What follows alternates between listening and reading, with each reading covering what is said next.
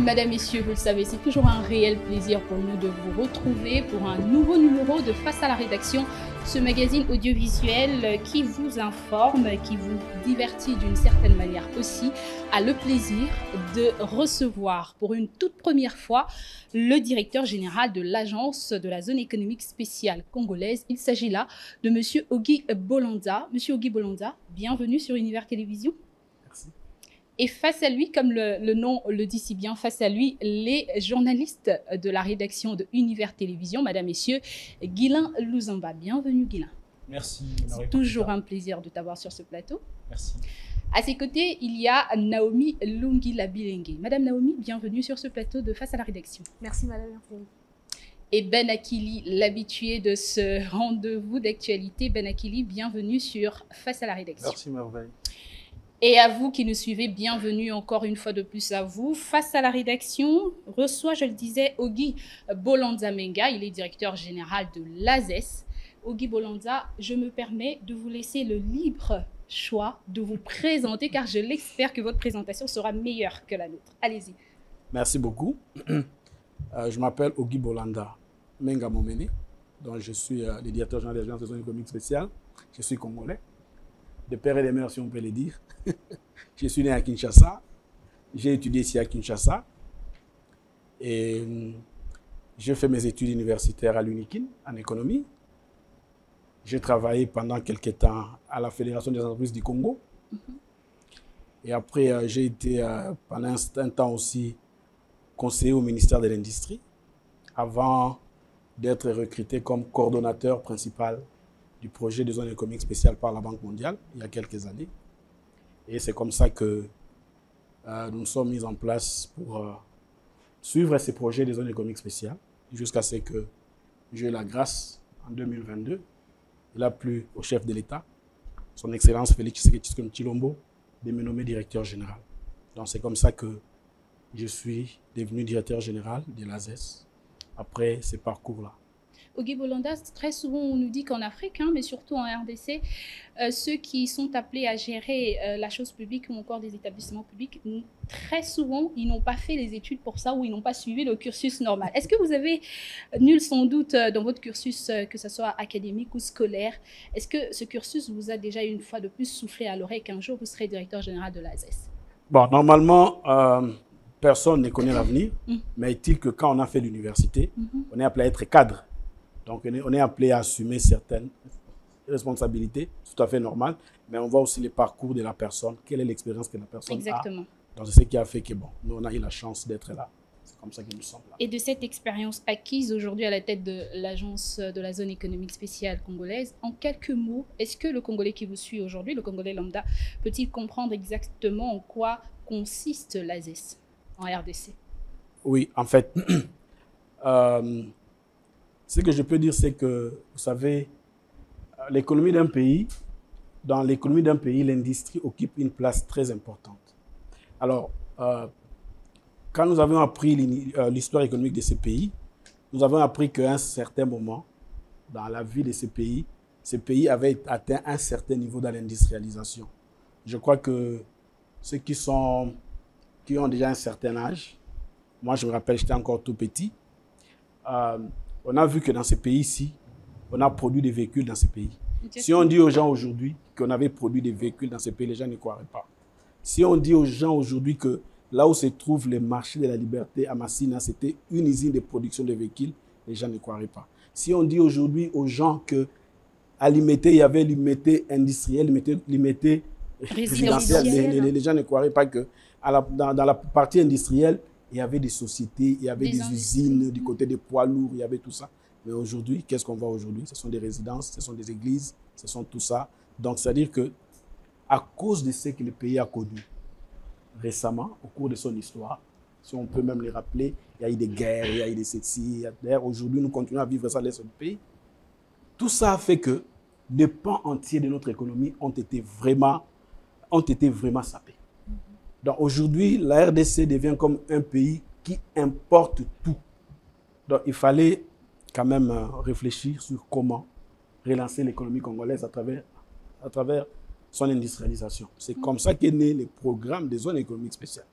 En fait, les zones économiques spéciales sont des espaces au sein desquels l'État donne certains avantages pour que les entreprises puissent bénéficier des meilleures conditions de travail. En bénéficiant de ces meilleures conditions de travail, les entreprises vont produire dans de meilleures conditions et vont aussi vendre aussi des produits de qualité.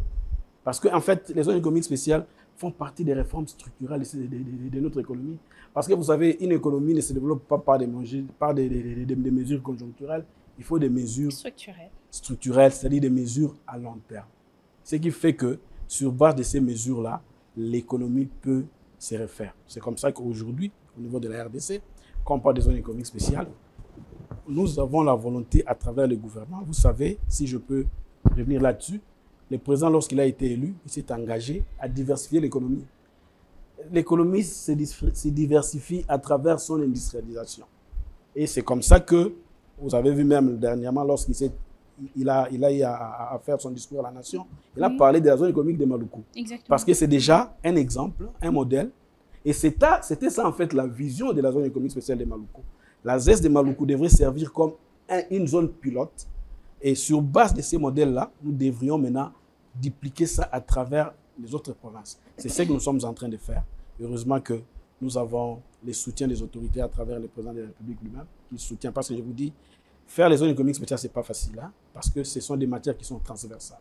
Oui. Et quand on parle de transversalité, ça veut dire que plusieurs institutions, plusieurs services, plusieurs administrations entrent en jeu. Oui. Et je vous dis, quand on parle des zones économiques spéciales, c'est d'abord des avantages, c'est d'abord des exceptions à certaines règles qu'il faut donner aux entreprises. Et cela ne passe pas souvent parce que nous sommes toujours habitués avec l'esprit de la maximisation des recettes. Quand on dit aux gens que non, ces entreprises-là, pendant un certain temps, ne vont pas payer parce que le pays veut atteindre tel niveau de choses, des fois, il y a ceux-là qui ne comprennent pas. Ça fâche un peu. Ça fâche un peu et alors ça fait des fois des blocages. Mais il faut qu'à un certain niveau, au niveau le plus élevé du pays, qu'on donne l'ego et aide en disant que voici la direction, tout le monde doit suivre. C'est comme ça que vous voyez, ailleurs ça marche. Et aussi nous sommes appelés à trouver les choses de cette manière-là. Je pense que c'est quand même un sacrifice à faire pour pouvoir promouvoir l'investissement au sein de notre pays. Vous êtes à la tête de l'AZES il y a déjà 1 an, si on ne se trompe pas. Oui, depuis novembre 2002. 2022. Pardon, 2022, je voulais dire, novembre 2022. Est-ce que de la part du directeur général, nous pouvons déjà avoir un tout petit peu un bilan de ce qui a été fait et de ce qui sera peut-être fait dans quelques années? Alors, comme j'ai dit, les zones économiques spéciales s'inscrivent dans tout un programme. Et on en parlait ici, c'est une mesure qui est structurelle. C'est-à-dire qu'il faut voir ça dans les temps. Qu'est-ce qui est fait aujourd'hui? Aujourd'hui, le pays a été, si on peut le dire, subdivisé en des espaces industriels. Et dans ces espaces industriels, nous devons mettre en place des zones économiques spéciales. Alors, dans les 2 ans où nous sommes là, nous avons déjà lancé la zone de Maluku. Vous avez vu, c'est depuis 2023 d'ailleurs, c'était au mois d'août, pardon, au mois de septembre 2023, quand le président est venu à Maluku pour lancer la première production de carreaux. L'année passée, pardon, cette année, parce qu'on est pratiquement à la fin de l'année, en 2024 ici, le président est venu le 31 août à Maluku pour lancer l'usine de Pepsi. Madame, vous savez, Pepsi, c'est une marque internationale. Chaque fois que vous allez ailleurs, quand on apprend que vous avez Pepsi chez vous, tout le monde, ah, vous avez Pepsi au Congo. C'est pour dire que ce sont des investisseurs de renom. Quand vous l'avez chez vous, vous devez être fiers, vous devez d'ailleurs les protéger. Vous voyez pourquoi le président a même fait ce sacrifice-là. Il devrait aller en Chine ces jours-là. Mais avant d'aller en Chine, il est d'abord venu à Maluku pour lancer Pepsi. Et puis, juste après, le président a pris son avion, il est allé en Chine. Hein? C'est pour dire que nous avons déjà la zone de Maluku qui est opérationnelle, qui était la zone pilote, qui était l'ambition d'abord numéro 1 du gouvernement, de mettre en place la zone pilote avant d'aller dans des provinces. Oui. Nous avons, ici à Kinshasa, nous avons une deuxième zone, la zone de Kin-Malebo. Oui, exactement. Qui est en train de se mettre en place. Je crois peut-être qu'au cours des prochaines semaines ou prochains mois, on pourra vous inviter pour venir voir ce qui s'est fait aussi à Kin-Malebo. Je vous dis, ça sera un bijou. À part ça, nous sommes en train d'aller dans des provinces. Il y a déjà à Lubumbashi, il y a déjà une zone économique spéciale qui est déjà opérationnelle, c'est la zone de Kisushi, à Lubumbashi. Nous avons un autre projet de zone économique spéciale à Lubero. Vous savez, là où aujourd'hui il y a des opérations militaires, tout ça, mais il y avait déjà un projet de zone économique spéciale là-bas, à Lubero, la zone de Moussienene. Ce sont des projets que nous sommes en train de faire. Mais je vous dis que pour le gouvernement ou pour l'État congolais, la volonté ou la vision, c'est de mettre en place au moins 20 zones économiques spéciales. Sur l'étendue du territoire. Sur le territoire national. Parce que les 20 zones économiques spéciales, en fait, c'est dans le cadre du plan directeur d'industrialisation. Parce que dans le PDI, il y a des piliers. Et les ES constituent le 6e pilier qui a été évalué à plus de 1,9 milliard de dollars. C'est comme ça que pour que ces zones-là deviennent vraiment opérationnelles, il faut que l'État mette des moyens. Il faut que l'État mette des moyens parce que quand on parle d'une économique spéciale, il y a les fonciers, parce que c'est ça l'élément numéro 1. On ne peut pas parler d'une zone économique spéciale si on n'a pas d'espace. Parce que ce sont des initiatives de développement spatial. Il faut de l'espace. Et pour nous, au Congo, nous avons dit qu'il faut au moins 250 hectares de terrain comme espace minimal pour faire une zone économique spéciale. Pourquoi 250 hectares de terrain? Parce que normalement, dans une zone économique spéciale, on doit avoir 4 éléments dans la zone économique spéciale. On doit avoir une zone commerciale, on doit avoir une zone résidentielle, on doit avoir une zone industrielle, on doit aussi avoir une zone administrative. C'est comme ça que dans la zone économique spéciale, on doit avoir tout ça. Et la taille minimale, c'est 250 hectares. Donc, pour faire la zone économique spéciale, à part les terrains, il faut des moyens. Il faut des moyens financiers. Des moyens financiers. Par exemple, pour la zone de Maluku à Kinshasa. C'est à quel stade déjà? Est-ce que ça regorge tout? Oui, à Maluku, à Kinshasa ici, les études avaient établi sur 103 millions de dollars. Mais jusque-là, nous n'avons reçu que 20% de ça. Et les 20%, c'est ce que vous avez vu dernièrement. Si vous arrivez aujourd'hui à Maluku, vous allez voir qu'il y a une voirie interne qui est là. On a mis des routes, mais ce n'est pas encore fini parce qu'il y a encore d'autres routes secondaires à mettre en place. Il y a un port à mettre à Maluku. Il y a toute la sécurité qu'il faut mettre à Maluku. Toute la logistique possible. Voilà, donc nous n'avons eu jusque-là que les 20% des 103 millions. C'est pour dire que nous attendons encore de la part du gouvernement, de la part de l'État congolais, de mettre encore la main dans la poche pour soutenir cette zone économique parce que c'est une zone pilote, c'est une zone modèle. Beaucoup plus de volonté. Donc voilà. Face à vous, c'était comme ça qu'il était pressé de vous avoir pour poser ces questions. Madame Naomi Lungila, allez-y. Merci beaucoup, Madame Merveille Mafuta, et bienvenue encore à notre invité, Monsieur le Directeur Général Ogi Bolanda. Vous avez souligné ici que la zone économique spéciale est mise en place pour favoriser, je l'ai écrit ici, l'évolution ou l'industrialisation des entreprises. Ça permet à ce que les entreprises puissent évoluer dans des très bonnes conditions. Alors, quels sont les procédés mis en place par la ZES pour justement mettre en corrélation toutes ces entreprises? Vous avez cité l'usine de production des carreaux, Pepsi, et nous avons également une autre usine des montages des véhicules. Quels sont les procédés? Comment vous avez procédé pour justement arriver à avoir ces différentes entreprises? Alors, je dois d'abord rappeler que quand nous parlons des zones économiques spéciales, il y a 2 types d'investisseurs. Les premiers investisseurs, parce que nous, notre rôle à nous, en tant qu'AZES, nous sommes une autorité de régulation des ZES. Notre mission, c'est administrer, réguler, contrôler et suivre. Nous avons en fait une mission qui se décline en 4 choses. Nous devons administrer les zones économiques spéciales à travers tous les territoires nationaux. C'est-à-dire que pour signer des contrats d'aménagement, parce que c'est ça le point de départ. Une fois que le terrain existe, il faut signer un contrat d'aménagement. Et l'entité qui est habilitée à signer les contrats d'aménagement pour les comptes de l'État congolais, c'est l'Agence des zones économiques spéciales. Vous voyez? Donc, il y a d'abord l'aménageur, qui est l'investisseur de référence pour traiter avec nous. Maintenant, lorsque l'aménageur a son terrain, lorsque l'aménageur a signé avec nous, l'État lui permet maintenant de faire comme un marketing pour chercher les entreprises qui viendront travailler dans la zone économique spéciale. Donc, le rôle, c'est à 2 niveaux. Il y a l'aménageur, il y a les entreprises, mais notre rôle à nous, en tant qu'AZES, nous devons agréer tout ce monde-là. Nous commençons d'abord par l'aménageur, mais l'aménageur, lorsqu'il trouve les entreprises, avant que ces entreprises ne deviennent opérationnelles, ils doivent être agréés par nous. Donc, ça dit que le marketing pour rechercher les entreprises, c'est fait d'abord au niveau de l'aménageur. Mais si nous prenons le cas de Maluku, c'est un cas un peu atypique parce qu'à Maluku, nous avons une double casquette. Nous sommes là d'abord comme autorité des ZES, nous sommes là aussi comme un aménageur substitué parce que, et je ne voudrais pas le dire ici, nous avions signé avec un aménageur, mais quelques temps après, nous avons résilié le contrat. Mais l'État nous permet, quand on a résilié le contrat, que nous, pour ne pas laisser le vide, comme j'ai dit ici, le président avait décidé à ce qu'on mette de moyens pour commencer les travaux de la zone. C'est comme ça que la BAD avait, c'est-à-dire l'argent que nous avions utilisé pour faire la zone des Maluku, c'était un appui budgétaire de la BAD. C'est la BAD qui a donné les moyens. Et nous remercions d'ailleurs. Vu qu'il y avait un besoin. Voilà. Alors, maintenant, comme l'argent était déjà là, on avait déjà recruté l'entrepreneur pour commencer les travaux. Nous avons pris les relais et c'est comme ça que nous sommes là. Nous avons donc la double casquette. Donc, les rôles ou la mission de rechercher les investisseurs revient à l'aménageur. Mais nous, en tant qu'ASES, nous avons signé un protocole d'accord avec l'ANAPI. L'ANAPI, c'est un établissement public frère pour nous, parce que le rôle de l'ANAPI, c'est de faire la promotion des investissements de la RDC à travers le monde. Donc, à travers notre protocole d'accord avec l'ANAPI, chaque fois qu'il est avec les investisseurs, il leur dit, venez au Congo, il y a des zones économiques spéciales. Venez au Congo, voici les régimes des zones économiques spéciales.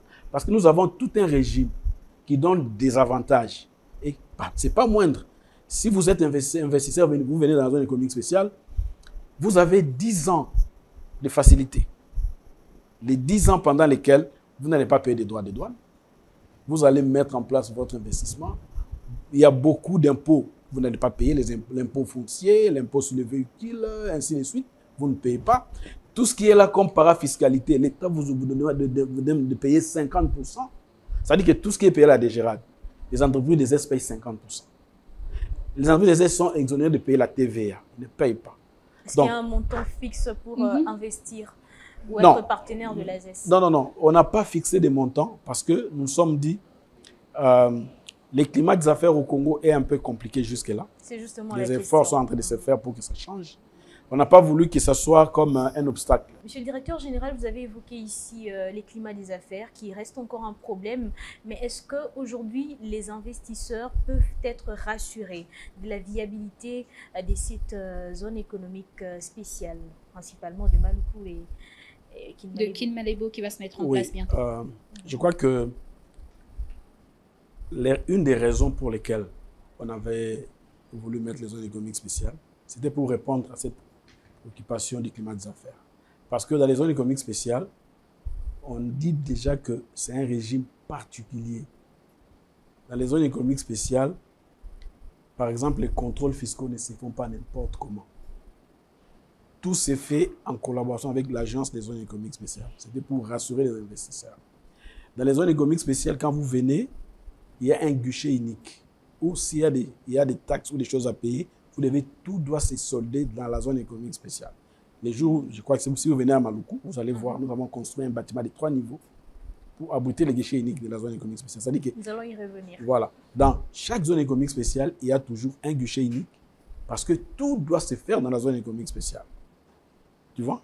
Tout se fait là-dedans. Tout ça, c'est justement pour éviter ce genre de tracasseries. Donc, pour les zones économiques spéciales, les tracasseries n'ont pas droit de citer parce que les régimes veulent que tout se passe au sein de cet espace-là. On a bien dit que ce sont des espaces qui bénéficient d'un régime privilégié. D'un régime particulier. Non, même les contrôles, même tout ça, tout doit se faire vraiment avec l'agence des zones économiques spéciales. Notre rôle à nous, c'est d'accompagner tout ça, d'accompagner les administrations. On ne refuse pas les contrôles.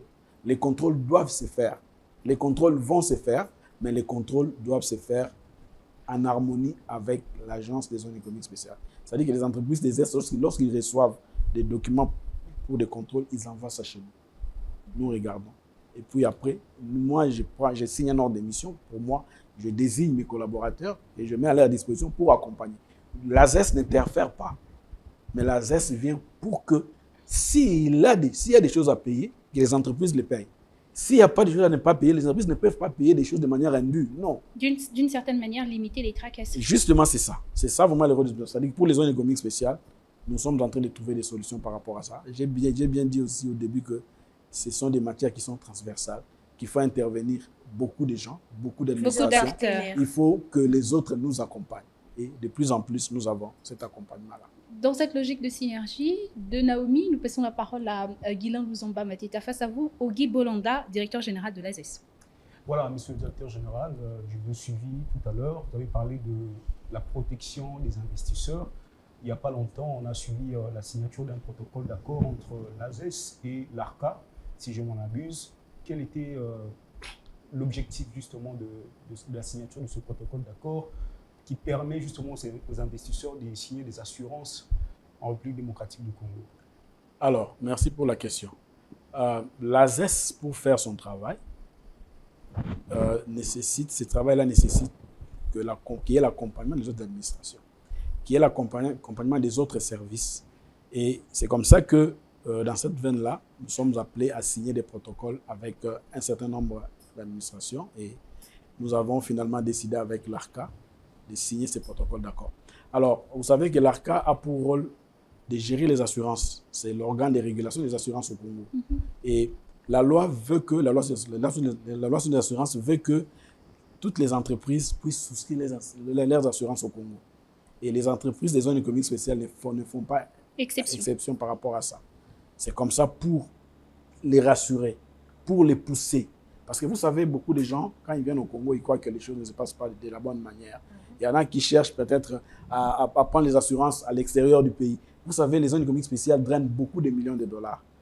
Il faut que ces entreprises-là, quand elles viennent ici, qu'ils sachent qu'au niveau des zones économiques spéciales, nous devons souscrire toutes les assurances, surtout obligatoires, en RDC. Donc, si je me comprends bien, ils sont épargnés des taxes et impôts, mais les assurances, ils doivent le faire. Oui, ils payent les assurances. C'est d'ailleurs une obligation. Quand nous signons les contrats d'aménagement ou les conventions d'occupation avec des entreprises, il y a toujours un article. Parmi leurs devoirs, les obligations qu'ils souscrivent, c'est de prendre les assurances au Congo. Ils doivent assurer leurs investissements ici au Congo. Quels sont les avantages justement de ces assurances? Bon, c'est-à-dire que l'assurance, c'est quoi? C'est quand il n'y a pas de sinistre que vous trouvez que l'assurance ne sert à rien. Exactement, c'est pour se protéger d'une certaine manière. Les jours où il y a un sinistre, c'est quand l'assureur vient vous indemniser. Vous dites, ah, c'était de la chance. Mais parce que souvent, quand on paye l'assurance, on croit que c'est comme un fonds perdu, de l'argent jeté, parce que peut-être que moi, j'ai ma voiture, j'ai conduit. Depuis que moi, je conduis, je n'ai jamais fait d'accident. Mais je paye l'assurance toutes les années. Surtout qu'il s'agit de gros investissements. Oui, surtout ça. C'est beaucoup de millions. C'est beaucoup de millions qui doivent être sécurisés. Et la seule manière de sécuriser, c'est en prenant les assurances. C'est comme ça que nous poussons, nous, l'ASES et l'ARCA, à travers ces protocoles, c'est de pousser les entreprises des zones économiques spéciales de prendre leurs assurances. Ils ne s'assurent pas auprès de nous, ni auprès de l'ASES, ni auprès de l'ARCA. Mais il y a des entreprises d'assurance qui sont agréées au Congo. Ils doivent s'assurer, se réassurer, faire tout ça ici même au Congo. C'était vraiment ça. Si on avance comme ça dans cette émission face à la rédaction, Guilain, à moins que tu aies une autre question, vas-y. Voilà, en vous entendant parler, vous avez évoqué la diversification de l'économie congolaise, comme le chef de l'État l'a souligné lors de son discours sur l'état de la nation. Il a beaucoup martelé sur la promotion de l'agriculture, la relance du secteur agricole. Alors, en quoi l'ASES contribue elle aussi à la matérialisation de cette vision? Très belle question. En fait, chaque zone économique spéciale a une vocation. Pourquoi chaque ZES a une vocation? C'est parce que les ZES en RDC sont voulus pour transformer localement les produits. Et vous savez, au Congo, nous avons beaucoup de ressources. Et les ressources ne se retrouvent pas de la même manière dans toutes les provinces. Il y a des provinces qui sont dotées beaucoup plus en produits agricoles. Il y a d'autres qui sont des entreprises dotées en produits miniers, ainsi de suite. Donc, les zones économiques spéciales doivent tenir compte de ces vocations-là, de cette dotation factorielle de chaque espace de notre pays. Alors, par rapport à votre question, si vous prenez par exemple la zone de Maluku, dans la zone de Maluku, les secteurs phares ou les secteurs que nous avons voulu dans cette zone-là, premièrement, c'est l'agro-industrie. Il faut transformer localement les produits. Il y a les matériaux de construction. Vous avez les carreaux aujourd'hui, c'est les matériaux de construction. On a les secteurs des produits pharmaceutiques qui doivent se faire là-dedans aussi, et puis les secteurs des emballages. Si vous venez de la zone de Maluku, vous allez voir ce secteur-là en train de se mettre en place. Alors, par rapport à votre question, comment nous pouvons intervenir dans le secteur de l'agro-industrie? Vous savez, il y a un projet aujourd'hui en Ngandajika. On n'en parle pas. La BAD est en train de suivre un projet en Ngandajika pour mettre en place une zone de transformation des produits agricoles. Et nous le faisons, nous sommes en train d'accompagner ce projet-là.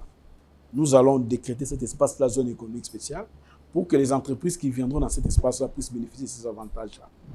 Vous voyez, au niveau du Sud Ubangi, il y a un projet de zone économique spéciale. On n'en a pas parlé ici parce qu'on n'a pas encore signé les contrats d'aménagement.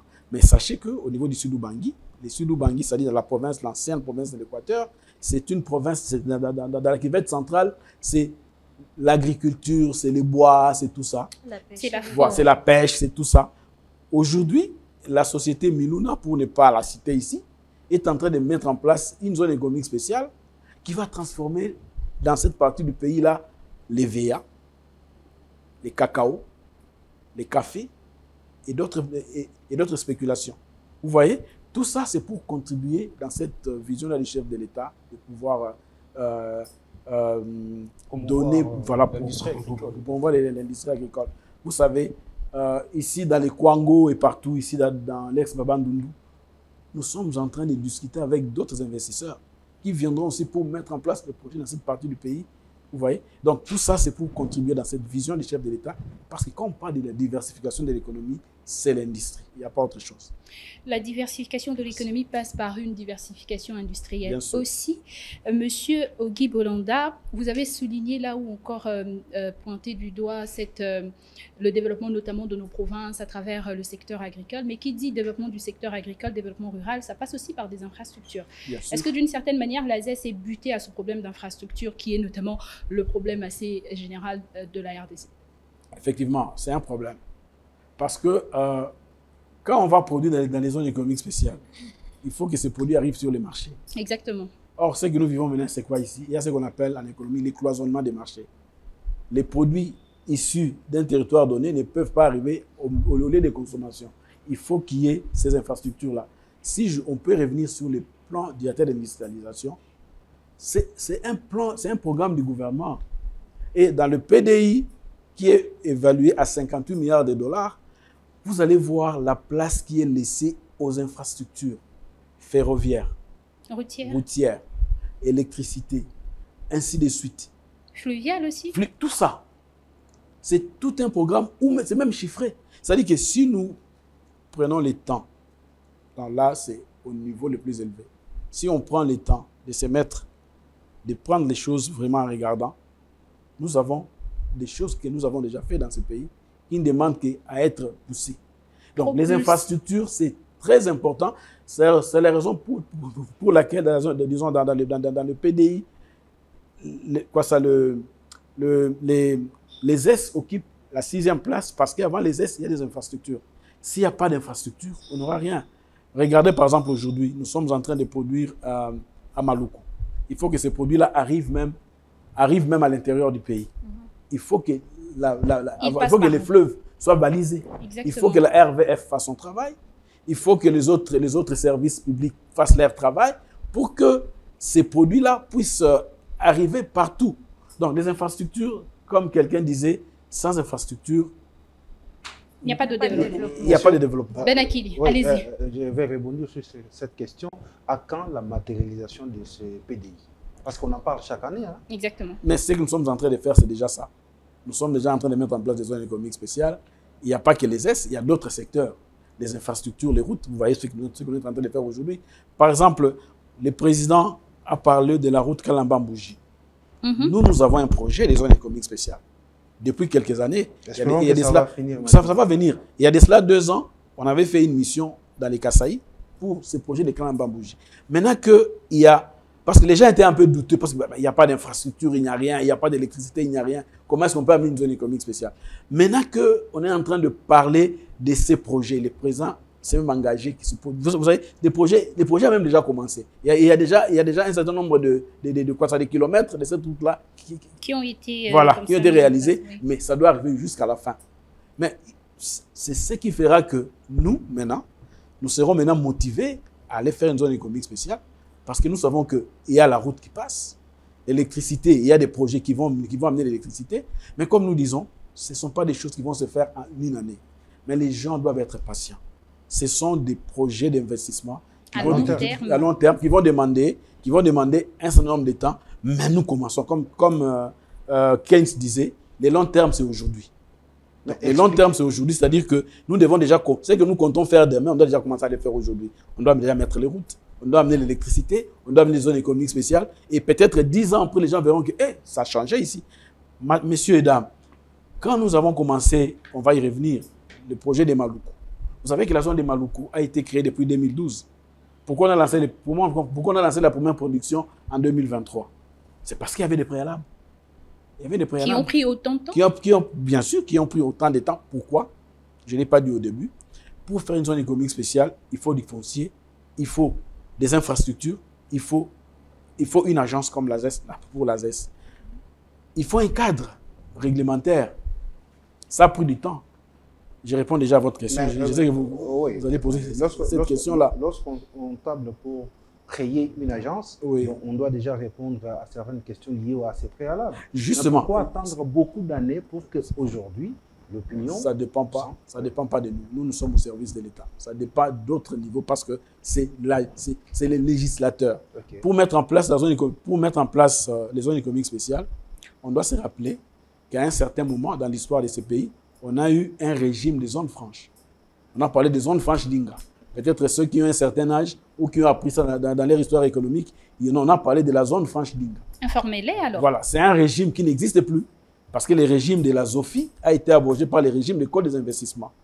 Alors, pour mettre en place des zones économiques spéciales qui sont différentes des zones franches d'Inga, il fallait un régime nouveau. Il fallait tout un cadre. C'est la loi 14/022.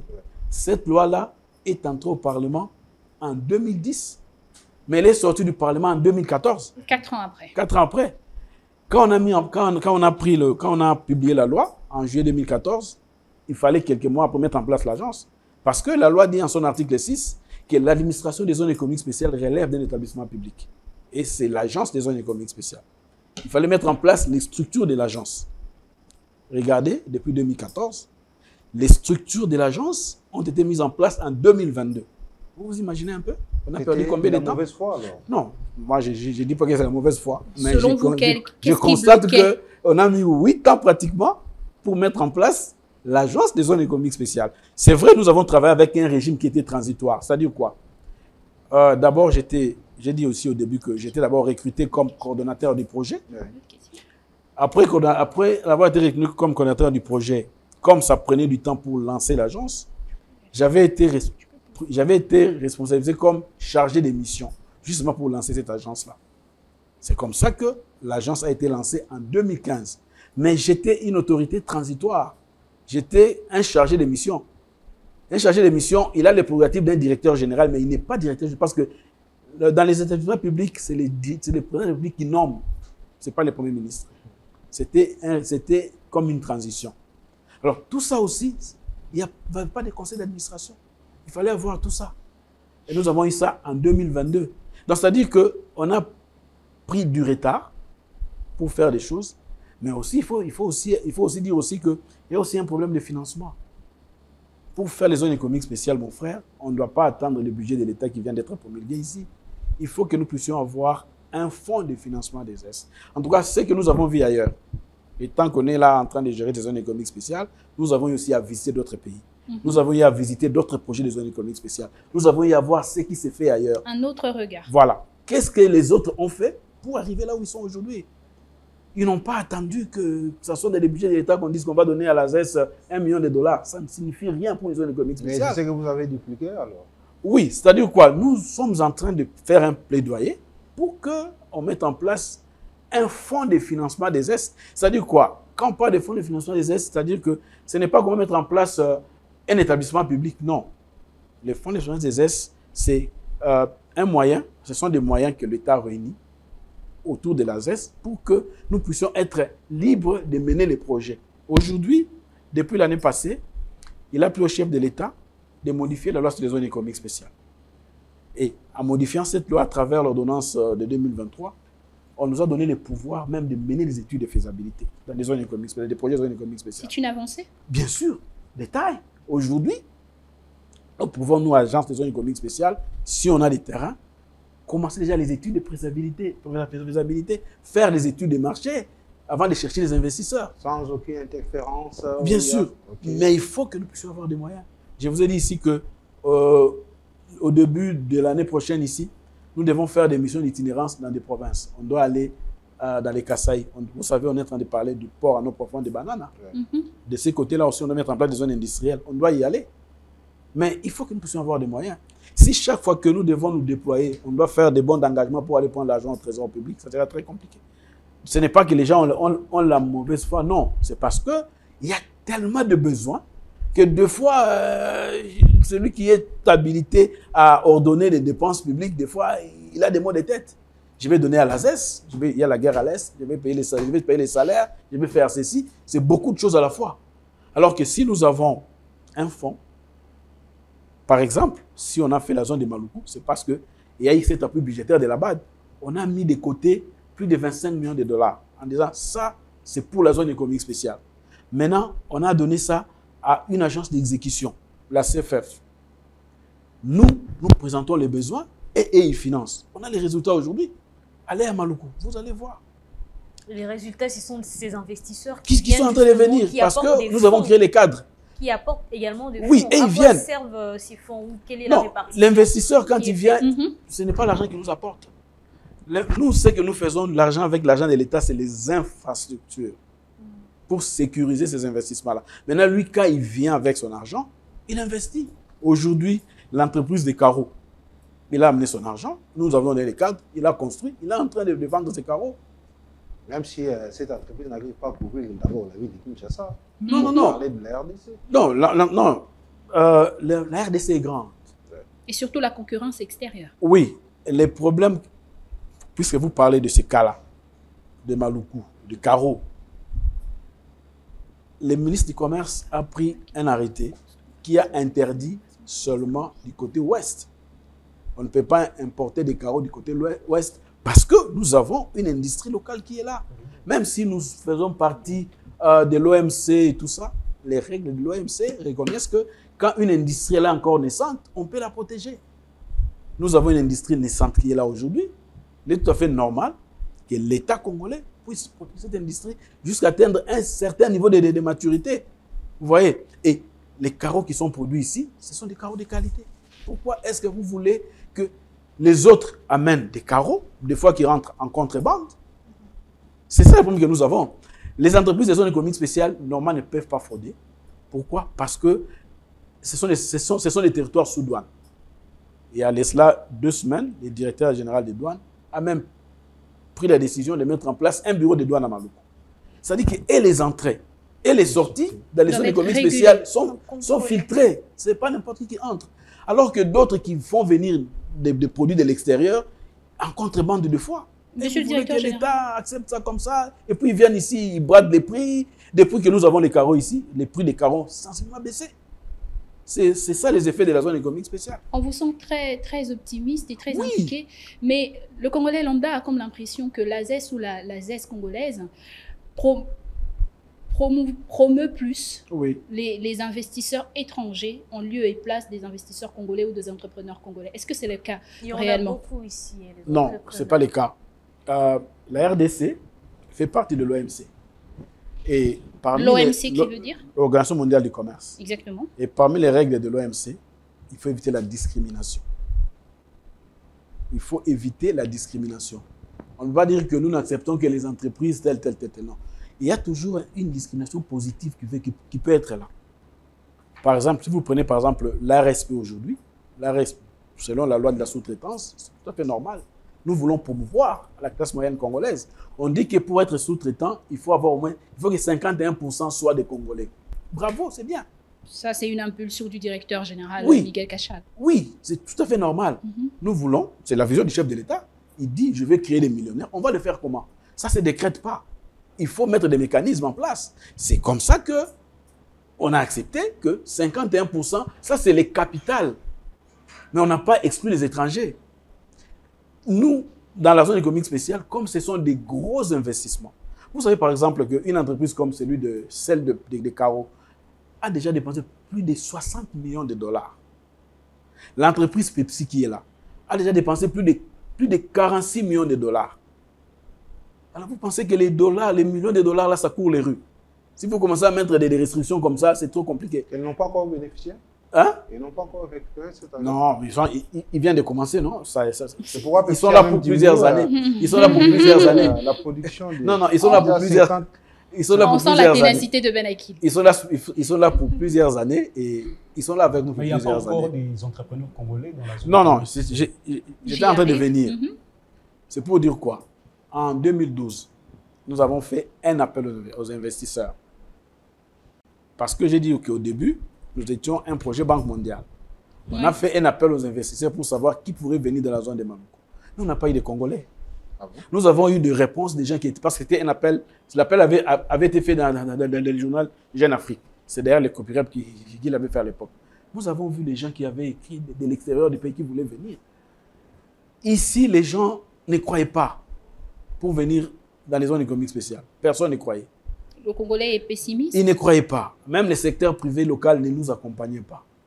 Ce sont les gens qui sont... Ils pensaient que ça allait être comme on a toujours dit. Les gens sont sceptiques. Les gens sont sceptiques, ils ne croient pas. Non, tellement il y a des ça va pas se faire. Tellement Ça va pas. il y a Oui, voilà. Ils ne croyaient pas. Ils ne croyaient pas. Mais ceux-là qui sont venus de l'étranger, quand ils ont... Oh, mais vous avez ces régimes ici. Ils ont vu les régimes. Ah, mais nous, on peut venir. Les Chinois sont venus. Aujourd'hui, Varun est venu. Et les autres sont en train de venir. C'est pour dire que nous, on ne refuse pas. Ce n'est pas la nationalité de la personne qui compte, mais c'est la nationalité de l'entreprise. Être une entreprise des droits congolais. C'est-à-dire qu'une entreprise qui a été mise en place suivant les régimes juridiques de la RDC, vous êtes éligible dans les zones économiques spéciales. On ne fait pas d'exception en disant que non, parce que le boss, ce n'est pas un Congolais d'origine. Non. Ça, ce n'est pas notre affaire. Nous, c'est l'entreprise congolaise immatriculée en RDC. Nous vous acceptons dans la zone économique spéciale. Mais pour les autres aspects liés à la sous-traitance et autres, il y a la loi de la sous-traitance. Les entreprises qui viennent de la zone économique spéciale sont créées, ils doivent respecter le code du travail. Ils doivent payer la CNSS. Ils doivent payer les IPR. Ils ne sont pas exonérés pour ça. Ils doivent, même s'ils utilisent des étrangers, ils doivent payer. Vous voyez? Ça veut dire que nous sommes seulement en train de mettre en place un cadre qui permet à ce que ces entreprises-là, quand elles viennent, elles trouvent quand même des conditions normales de travail où ils évitent des tracasseries, des fois des contrôles, des fois intempestifs. Vous ne savez pas ce que ça fait. Nous-mêmes, là, même nous-mêmes, avec ce que nous sommes en train de faire, ce n'est pas toujours bien, tu es au bureau, là, tu vois quelqu'un qui vient là, je vais faire un contrôle. Ça vous dérange des fois. Parce que des fois, vous êtes peut-être en train de faire certaines choses, vous êtes obligé d'arrêter. Contraint d'arrêter. On vient faire un contrôle. Il faut tout arrêter. Alors que des fois, vous aviez...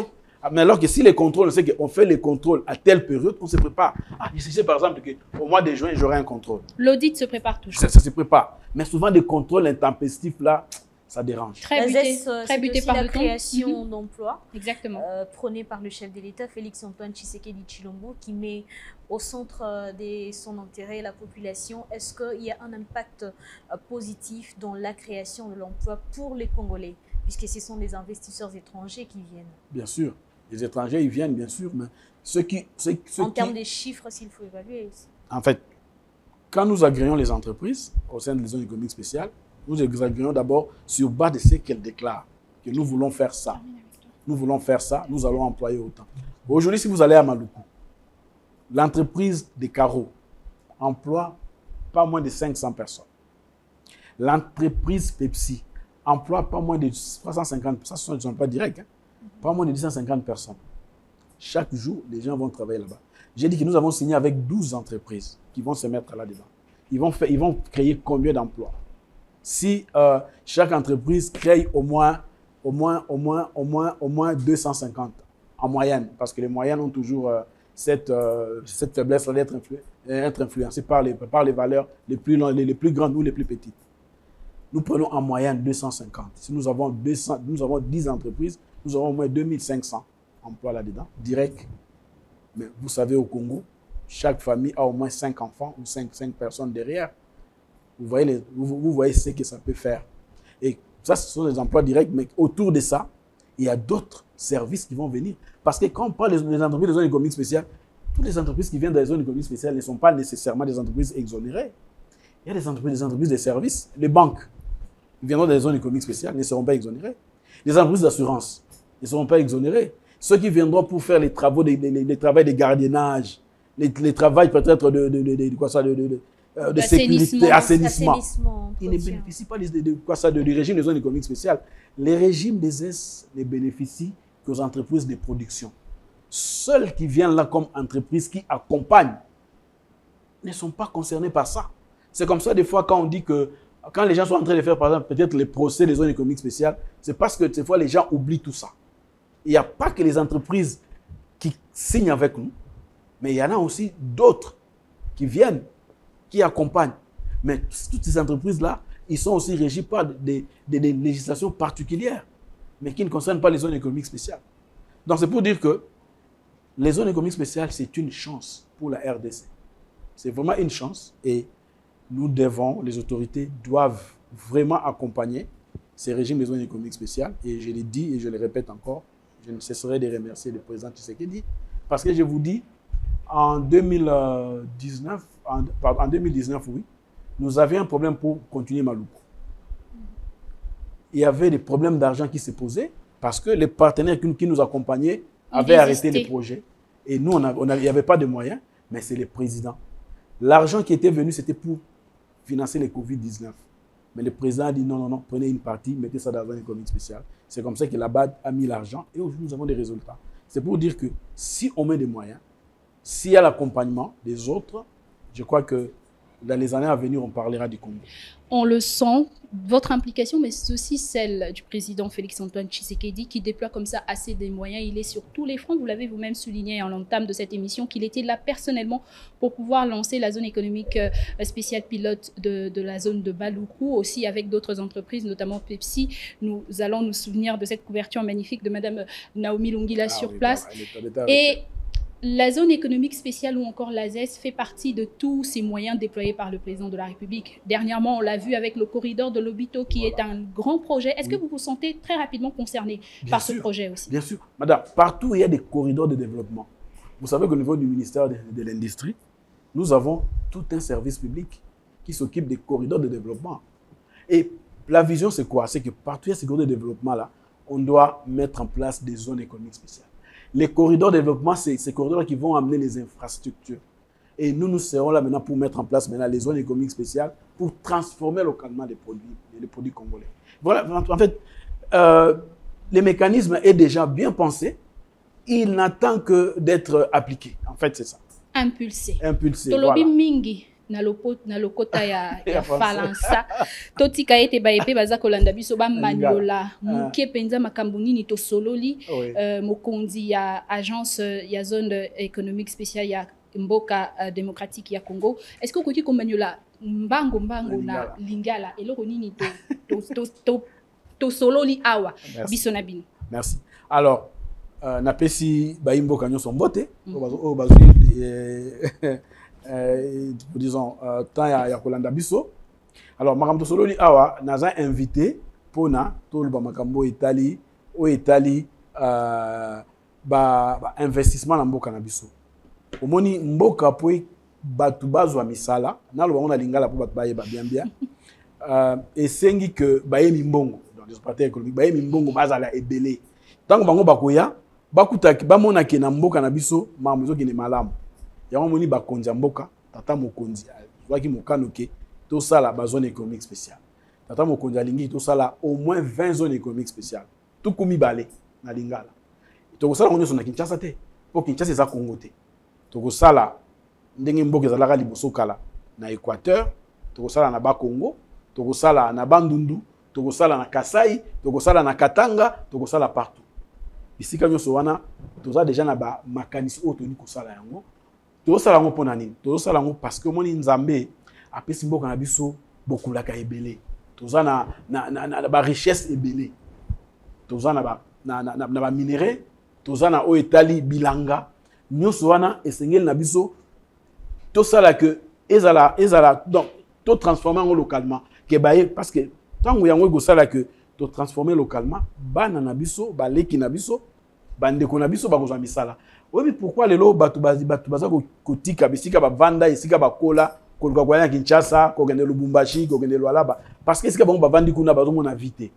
Mais tango ba zone wana ekoya tango yo banda misala pama yo kasi pe ngende ngo za na musala lo yo muto ya kokosa oke okende sika mususu parce que biki musala na okena musala ngai wana bakofuta ngai soki naza maladi bakozwa nga en charge nakozwa mwa congé na ngai mwana nga na mwasi na ngai mpona biso mibali eloko tolukaka yango wana mwa madame asepela mwa bana bazwa mwa uniforme bakende classe babonana yango alata mwa elamba ya sika mbongo wani kokota wapi so osala mosala te.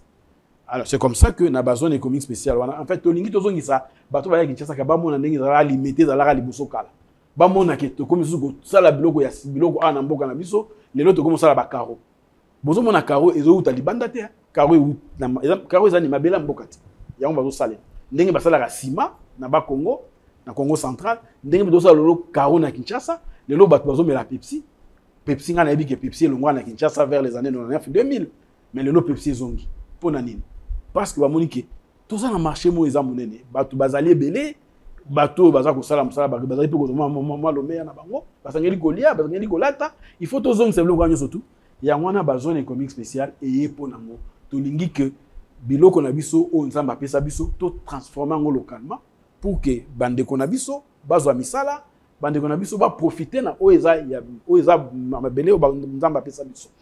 Tokobakisa lisusu nini mwana mboka mokonzi ya AZES na maloba kitoko utikoloba utikokabola na bana mboka ya Congo batali bino matondo mingi. Merci beaucoup. Matondo mingi bana mboka ya Univers Télévision P Gilan Luzomba na Obilo Gila Benakili matondo mingi na bino bae bolandi biso. Mesdames, messieurs, nous allons donc mettre un terme à cette émission en français, bien évidemment. Merci à vous de nous avoir suivis. C'était un plaisir de vous présenter une fois de plus ce magazine Face à la rédaction. Et nous vous invitons, tout en remerciant aussi l'équipe technique qui nous a accompagnés, nous vous invitons à rester fidèles au programme de Univers Télévision. Vous le savez, c'est la chaîne qui place l'information au service du peuple. Au revoir.